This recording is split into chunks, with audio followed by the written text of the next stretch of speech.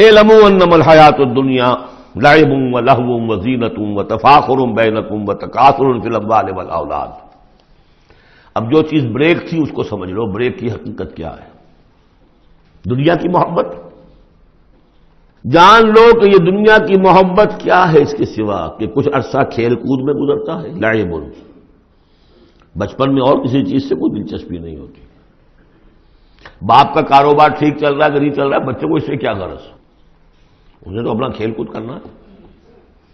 لہو، ذرا سا ٹین ایج آئی تو اب کھیل معصوم کھیل نہیں رہتا، اس میں کچھ سینشول گریٹیفیکیشن شروع ہو جاتی ہے، لہو۔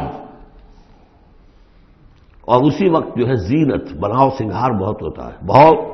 اس ایج میں مردوں کو بھی خیال ہوتا ہے ٹھیک ٹھاک لباس ہو، پورا جو ہے ہمارے فیشن کے مطابق ہو، ویری سینسٹیو۔ اس کے بعد ذرا عمر بڑھتی ہے، تفاخر بینکم، اب فخر، نسل پر فخر، مال پر فخر، دولت پر فخر، اور فخر میں بڑھ جانا، تفاخر بینکم۔ لیکن جب ذرا زندگی ذرا اور ڈھلی، تکاثر فی الاموال والاولاد، کثرت سے مال اور اولاد۔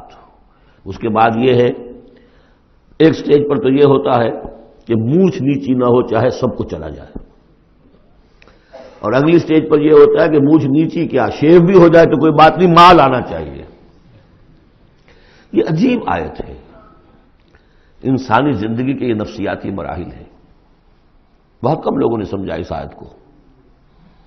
اس کا ہر دور میں کوئی ایک شے ہوتی ہے جو انسان کے اس ذہن پر اور نفسیاتی اعتبار سے اس کے نزدیک بڑی اہمیت کی حامل ہوتی ہے۔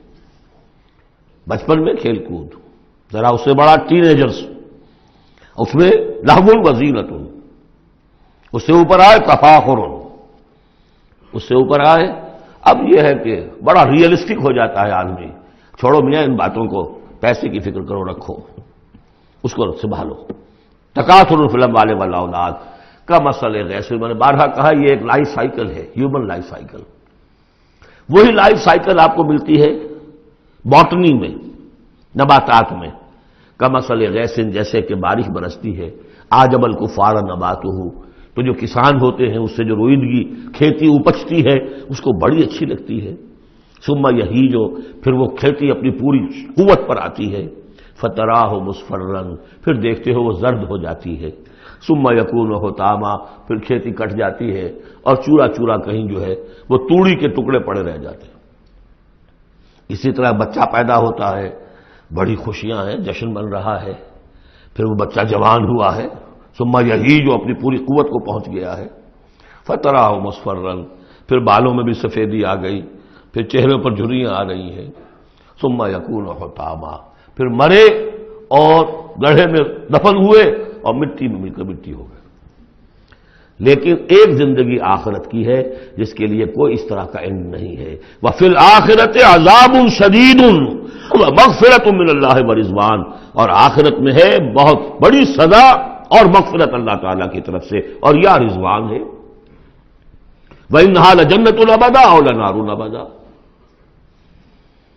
وَمَا الْحَيَاةُ الدُّنْيَا إِلَّا مَتَاعُ الْغُرُورِ، اور جان لو کہ دنیا کی یہ زندگی تو سوائے دھوکے کے ساز و سامان کے اور کچھ نہیں ہے۔ یہ تمہیں اپنے اندر گم کیے رکھتی ہے، بھلائے رکھتی ہے، نہ اللہ یاد نہ آخرت یاد، اسی میں مگن، اسی میں گم۔ کافر کی یہ پہچان کہ آفاق میں گم ہے، اور مومن کی یہ پہچان کہ گم اس میں ہے آفاق۔ بارک اللہ لی ولکم فی القرآن العظیم ونفعنی وإیاکم بالآیات والذکر الحکیم۔